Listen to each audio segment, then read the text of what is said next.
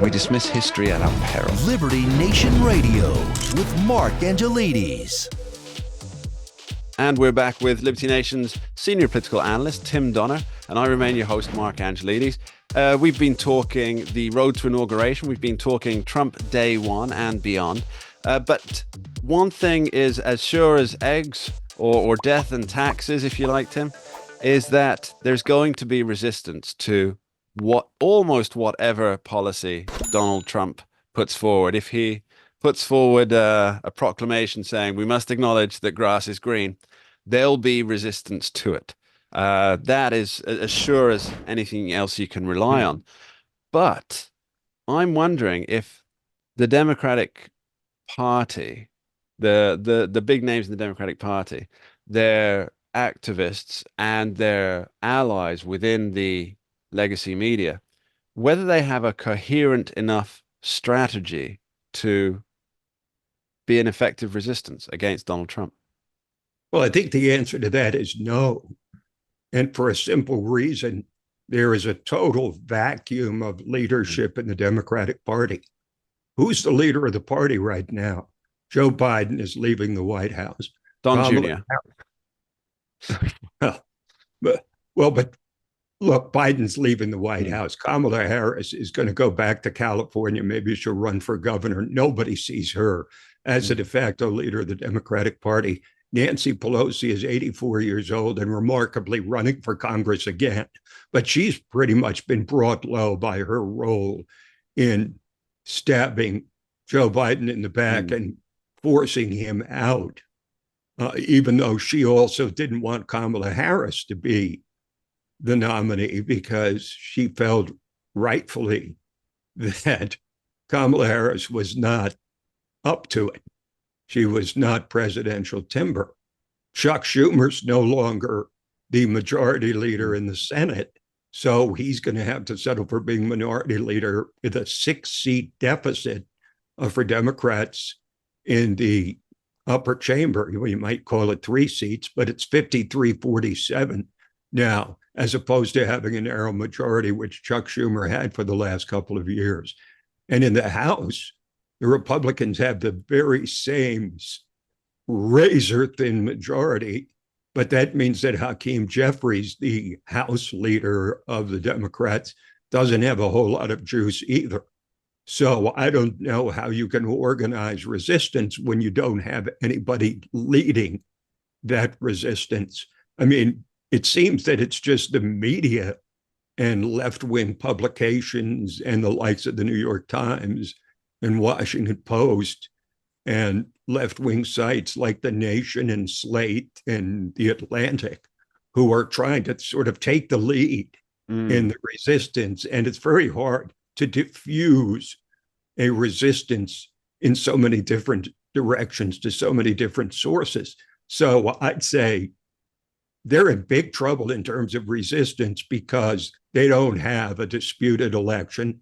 They didn't win the popular vote. They got their clocks cleaned in the Electoral College to a point that there wasn't even any violence after the election, which everybody expected in D.C.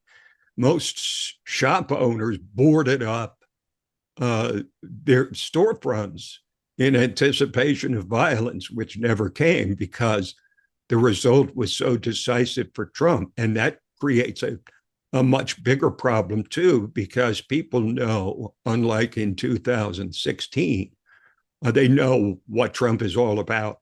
They can't make the claims that he's going to be a dictator because he wasn't when he was in the White House before. So the resistance is going to be very difficult, particularly in the early stages. You know, a president always gets a honeymoon of 3 months, 6 months, something like that. And Trump's honeymoon is going to be a lavish one, I suspect, because of the inability of Democrats to do anything except whine and complain. They don't have any power to do much of anything about it. You wrote a fascinating article on how Trump has essentially ended 4 political dynasties. And I want to bring that up now. It's on the pages of libertynation.com. Do go and read it. It's a fantastic piece, listeners. you mentioned that he'd essentially also brought low the Obamas. Now, Barack Obama and to some degree even Michelle have been leaders, uh, of the leaders resistance. of the resistance for quite a long period of time, whether that was in the White House or out. Many people even said Joe Biden's presidency was a continuation of, it was Barack's third term. And if Kamala had won, it would have been Barack's fourth term, essentially, or at least the term Essentially, of that yes, political ideology. of progressive Mm. ideology.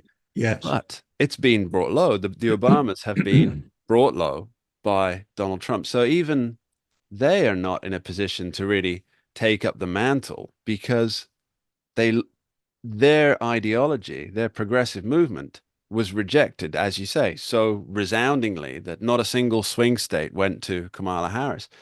And I wonder then who will be leading or riling up the activist groups that have been so effective since the summer of George Floyd, uh, with nobody to really direct them about this is what we're after. And I just briefly want to bring in here the Daniel Penny trial, with Daniel Penny being found not guilty.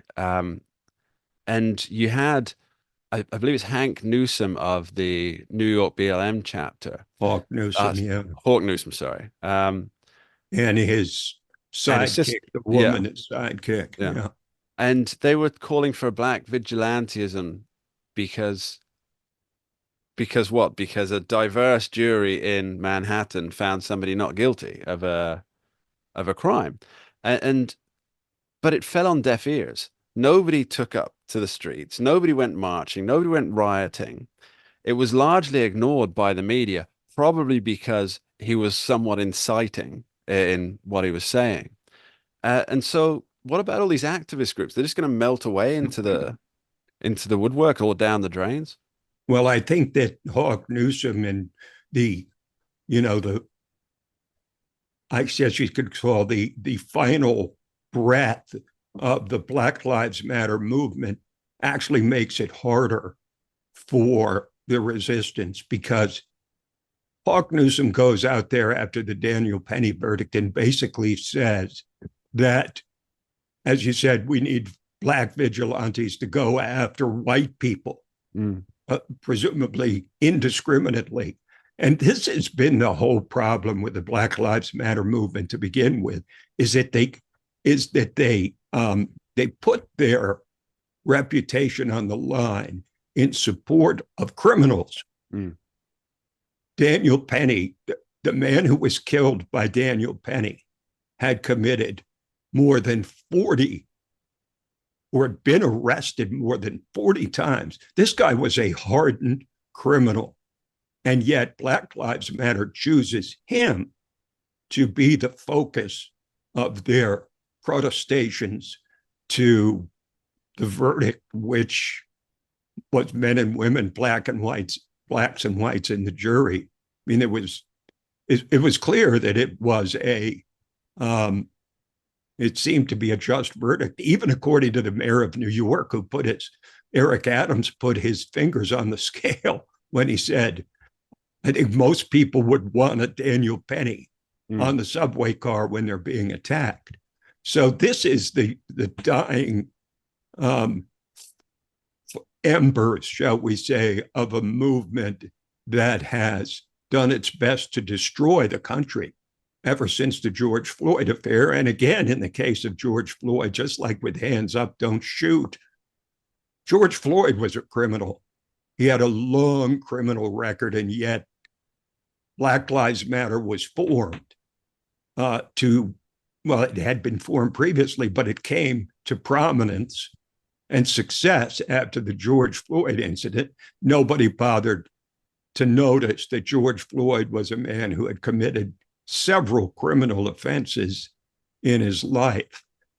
If I'm a person of the left, I'm saying to Hawk Newsom and BLM, shut up. Don't go out there and make claims that everybody can look at and say, talk about racism. This is unmitigated, open, proud racism. And I think it's symbolic of the end of an era that most Americans would really like to forget, bending the knee to cultural Marxism and a Black Lives Matter movement that, accumulated $90 million in contributions after the George Floyd affair, and then a couple years later filed for bankruptcy. That says it all. It does indeed. We're going to be back talking the future legacy of the Democratic Party after this short break. Don't go anywhere. We dismiss history at our peril. Liberty Nation Radio with Mark Angelides.